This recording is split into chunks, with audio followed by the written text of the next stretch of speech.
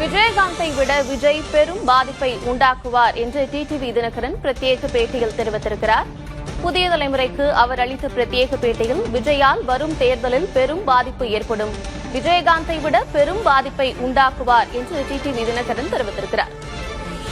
2006 தேர்தலை விட திமுக அதிக பாதிப்புக்குள்ளாகும் என்றும், விஜயகாந்த் 60 கிலோமீட்டர் புயல் என்றால் விஜய் 100 கிலோமீட்டர் கூட வீசலாம் என்றும் டிடிவி தினகரன் தனது பேட்டியில் தெரிவித்திருக்கிறார்.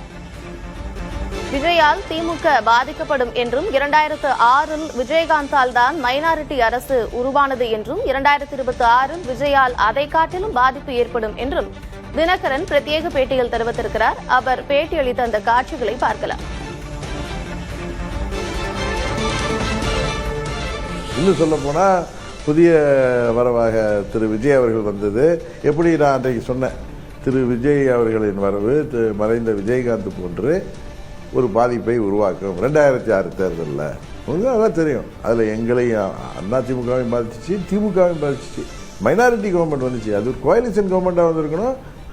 திருமதி சோனியா காந்தி அவர்கள் பெருந்தன்மையால் அன்னைக்கு அது வந்து திமுகவுடைய அம்மா மைனாரிட்டி ஆட்சின்னு சொல்லுவாங்களே, அந்த ஆட்சி நடந்துச்சு. இந்த தேர்தலையும் அது போன்ற பாதிப்பு, அதை விட அதிகமான பாதிப்பு, அது வந்து 8% வாக்கும் அவர் ஒரு தொகுதியிலே வெற்றி பெற்றார். இந்த மாதிரி சொல்லுவாங்கல்ல, புயல் 60 கிலோமீட்டர் அடிக்குது, இந்த ட்ரிப் 100 கிலோமீட்டர்ல கூட அடிக்கலாம். ஏன் உங்க கன்சிடரேஷன்ல தாவேக்காவே இல்லை? அது எனக்கு என்ன, நான் தான் சொல்றேன், விஜய் ஒரு பாதிப்பை உருவாக்குவார்னு சொல்றதுனாலே நான் சொல்லி முடிச்சுட்டே சொல்லுவேன், நான் கூட்டணிக்கு போவேன்னுலாம் நீங்க நினைக்காதீங்க. நான் யதார்த்தத்தை சொல்றேன். இது எனக்கு ஒன்றும் அவர் மேல பொறாமை கிடையாது. இப்ப திமுக மாதிரி நான் அவரை பார்த்து பயப்பில்ல. உதயநிதியும் திரு ஸ்டாலின் அவர்களும் அவரை டைரக்டா பேச கூட பயந்துட்டு மறைமுகமா பேசுற மாதிரி நாங்க இல்ல, ஸ்ட்ரைட்டா சொல்லுவேன்.